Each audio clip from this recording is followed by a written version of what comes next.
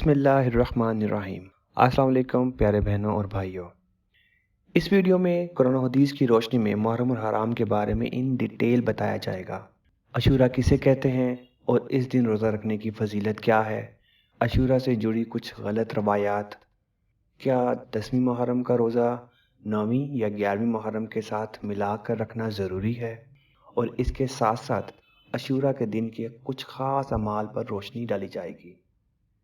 یوں تو سال کے 12 مہینے اور ہر مہینے کے 30 دن اللہ تعالیٰ کے پیدا کیے ہوئے ہیں، لیکن اللہ تعالیٰ نے اپنے پورے سال کے بعض ایام کو خصوصی فضیلت عطا فرمائی ہے، اور ان ایام میں کچھ مخصوص احکام مقرر فرمائے ہیں۔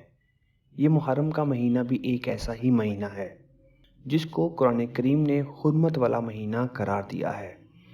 حرمت والا مہینے سے مراد ہے عزت والا مہینہ۔ اللہ تعالیٰ نے قرآن کریم میں فرمایا کہ 4 مہینے حرمت والے ہیں، ان میں سے ایک مہینہ محرم کا ہے، باقی 3 مہینے رجب، ذوالقعدہ اور ذوالحجہ ہیں۔ محرم کی 10ویں تاریخ کو عاشورہ کہا جاتا ہے، جس کے معنی ہے 10واں دن۔ یہ دن اللہ تعالیٰ کی خصوصی رحمت اور برکت کا حامل ہے۔ جب تک رمضان کے روزے فرض نہیں ہوئے تھے، اس وقت تک عاشورہ کا روزہ رکھنا مسلمانوں پر فرض قرار دیا گیا تھا۔ بعد میں جب رمضان کے روزے فرض ہوئے تو اس وقت عاشورہ کے روزے کی فرضیت منسوخ ہو گئی، لیکن حضرت محمد صلی اللہ علیہ وسلم نے عاشورہ کے دن کا روزہ رکھنے کو سنت اور مستحب قرار دیا ہے۔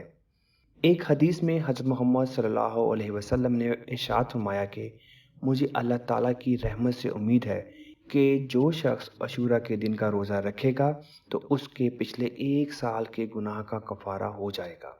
بعض لوگ یہ سمجھتے ہیں کہ عاشورہ کے دن کی فضیلت کی وجہ یہ ہے کہ اس میں نبی کریم صلی اللہ علیہ وسلم کے پیارے نواسے حضرت حسین رضی اللہ تعالیٰ عنہ کی شہادت کا واقعہ پیش آیا۔ اس شہادت کے پیش آنے کی وجہ سے عاشورہ کا دن مقدس اور حرمت والا بن گیا ہے۔ یہ بات صحیح نہیں ہے۔ خود حضرت محمد صلی اللہ علیہ وسلم کی عہد مبارک میں عاشورہ کا دن مقدس سمجھا جاتا تھا، اور آپ نے اس بارے میں احکام بیان فرمائے تھے۔ قرآن کریم نے اس کی حرمت کا اعلان فرمایا ہے۔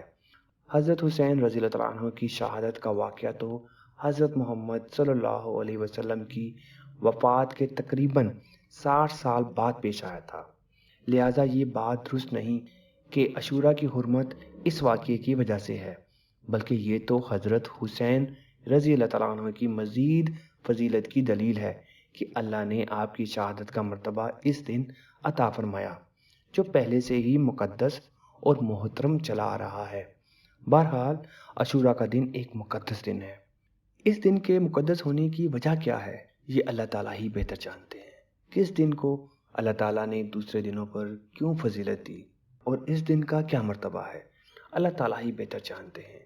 ہمیں اس کی تحقیق میں پڑھنے کی ضرورت نہیں۔ بعض لوگوں میں یہ بات مشہور ہے کہ جب حضرت آدم علیہ السلام دنیا میں اترے تو وہ عاشورہ کا دن تھا، اور جب حضرت نوح علیہ السلام کی کشتی طوفان کے بعد خشکی میں اتری تو وہ دن بھی عاشورہ کا دن تھا۔ حضرت ابراہیم علیہ السلام کو جب آگ میں ڈالا گیا اور اس آگ کو اللہ تعالیٰ نے ان کے لیے گلزار بنا دیا، وہ دن بھی عاشورہ کا دن تھا، اور قیامت عاشورہ کے دن قائم ہوگی۔ یہ باتیں لوگوں میں مشہور ہیں، لیکن ان کی کوئی اصل اور بنیاد نہیں ہے۔ یہ سب باتیں بے بنیاد ہیں۔ کوئی صحیح روایت ایسی نہیں ہے جو یہ بیان کرتی ہو کہ یہ واقعات عاشورہ کے دن پیش آئے تھے۔ صرف ایک روایت میں ہے کہ جب حضرت موسیٰ علیہ السلام کا مقابلہ فرعون سے ہوا اور حضرت موسیٰ علیہ السلام دریا کے کنارے پہنچ چکے تھے اور پیچھے فرعون کا لشکر آ رہا تھا، تو اللہ تعالیٰ نے اس وقت حضرت موسیٰ علیہ السلام کو حکم دیا کہ اپنی لاٹھی دریا کے پانی میں ماریں، جس کے نتیجے میں دریا میں 12 راستے بن گئے، اور ان راستوں کے ذریعے موسیٰ علیہ السلام کا لشکر دریا کے پار چلا گیا۔ اور جب فرعون دریا کے پاس پہنچا اور اس نے دریا میں خشک راستے دیکھے تو وہ بھی دریا کے اندر چلا گیا، لیکن جب فرعون کا پورا لشکر دریا کے بیچ میں پہنچا تو وہ پانی میں مل گیا۔ یہ واقعہ عاشورہ کے دن پیش آیا ہے۔ اس کے بارے میں ایک روایت موجود ہے جو نسبتاً بہتر روایت ہے، لیکن اس کے علاوہ جو دوسرے واقعات ہیں ان کے عاشورہ کے دن میں ہونے پر کوئی اصل اور بنیاد نہیں ہے۔ جیسا کہ میں نے عرض کیا کہ اس تحقیق میں پڑھنے کی ضرورت نہیں کہ کس وجہ سے اللہ تعالیٰ نے اس دن کو فضیلت بخشی، بلکہ یہ سب اللہ تعالیٰ کے بنائے ہوئے ایام ہیں۔ وہ جس دن کو چاہتا اپنی رحمتوں اور برکتوں کے نزول کے لیے منتخب فرما لیتے، وہی اس کی حکمت اور مصلحت کو جاننے والے ہیں۔ یہ بات ہمارے اور آپ کے ادراک سے ماورا ہے، اس لیے اس بحث میں پڑھنے کی ضرورت نہیں۔ البتہ اتنی بات ضرور ہے کہ جب اللہ تعالیٰ نے اس دن کو اپنی رحمت اور برکت کے نزول کے لیے منتخب کر لیا تو اس کا تقدس یہ ہے کہ اس دن کو اس کام میں استعمال کیا جائے جو کہ نبی کریم صلی اللہ علیہ وسلم کی سنت کے مطابق ہو۔ سنت کے طور پر اس دن کے لیے صرف ایک حکم دیا گیا ہے کہ اس دن روزہ رکھا جائے۔ چنانچہ ایک حدیث میں حضرت محمد صلی اللہ علیہ وسلم نے فرمایا کہ اس دن میں روزہ رکھنا گزشتہ ایک سال کے گناہوں کا کفارہ ہو جائے گا۔ بس یہ ایک حکم سنت ہے، اس کی کوشش کرنی چاہیے کہ اللہ تعالیٰ اس کی توفیق عطا فرمائے، آمین۔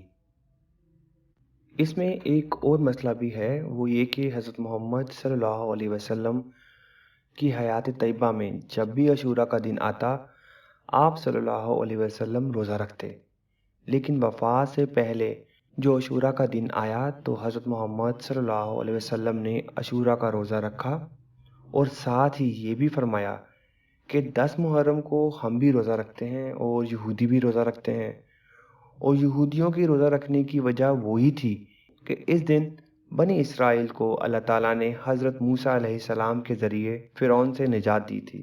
اس کے شکرانے کے طور پہ یہودی اس دن روزہ رکھتے تھے۔ بہرحال حضرت محمد صلی اللہ علیہ وسلم نے ارشاد فرمایا کہ ہم بھی اس دن روزہ رکھتے ہیں اور یہودی بھی اس دن روزہ رکھتے ہیں، جس کی وجہ سے ان کے ساتھ ہلکی سی مشابہت پیدا ہو جاتی ہے۔ اس لیے اگر میں آئندہ سال میں زندہ رہا تو صرف عاشورہ کا روزہ نہیں رکھوں گا، بلکہ اس کے ساتھ ایک روزہ اور ملاؤں گا، 9 محرم یا 11 محرم کا روزہ بھی رکھوں گا، تاکہ یہودیوں کے ساتھ مشابہت ختم ہو جائے۔ لیکن اگلے سال عاشورہ کا دن آنے سے پہلے حضرت محمد صلی اللہ علیہ وسلم کا وصال ہو گیا اور آپ صلی اللہ علیہ وسلم کو اس پر عمل کرنے کا موقع نہیں ملا۔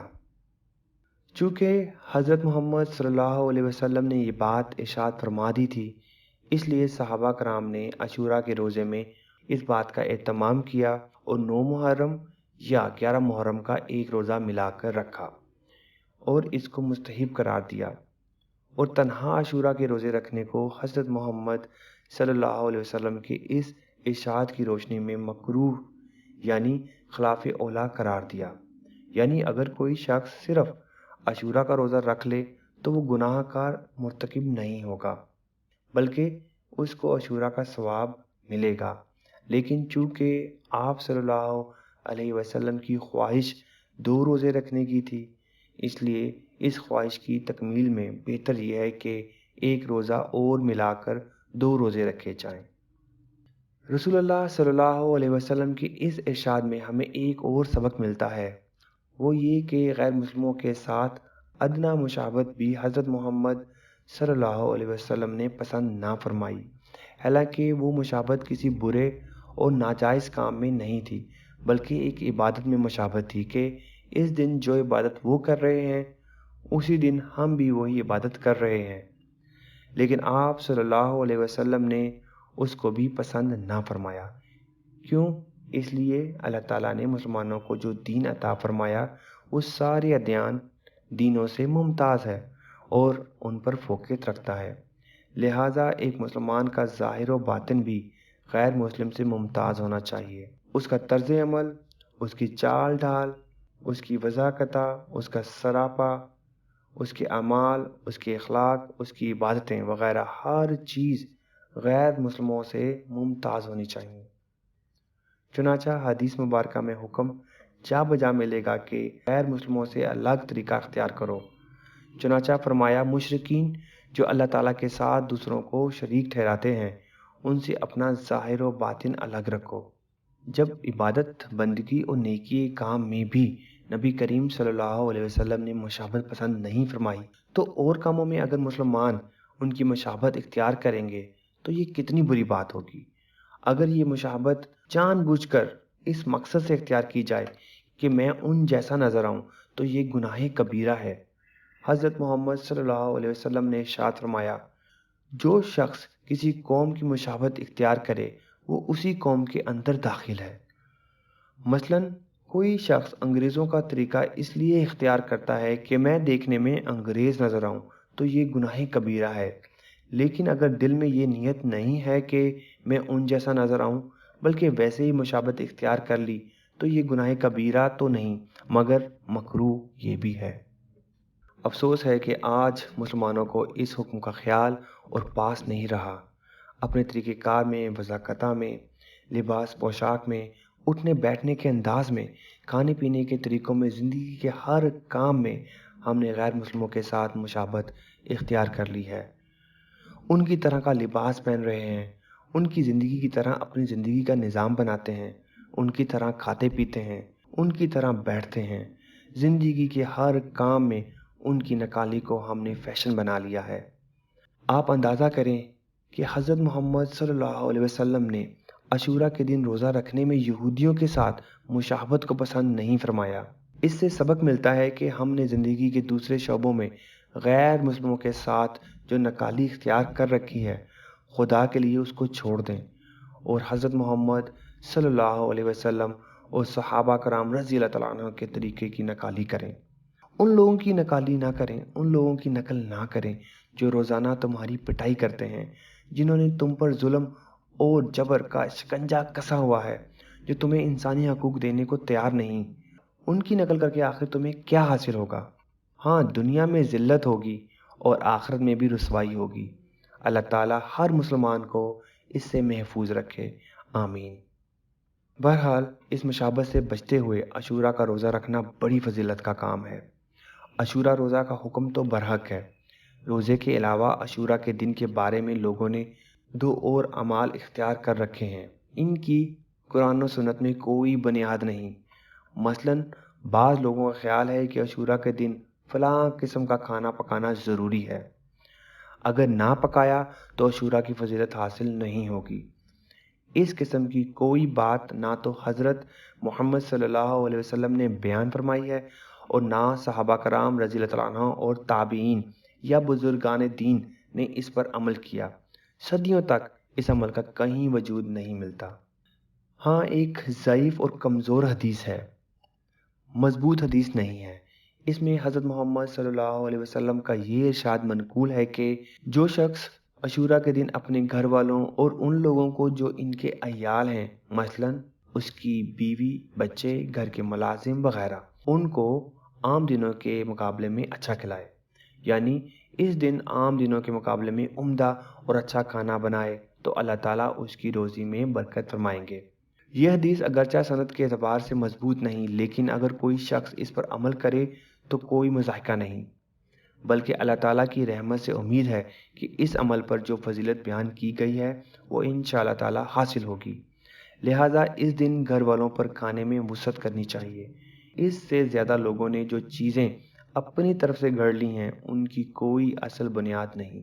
कुरान करीम ने जहाँ हुर्मत वाले महीनों का जिक्र फरमाया है उस जगह एक अजीब जुमला इरशाद फरमाया है कि यानी इन हुर्मत वाले महीनों में तुम अपनी जानों पर जुल्म ना करो।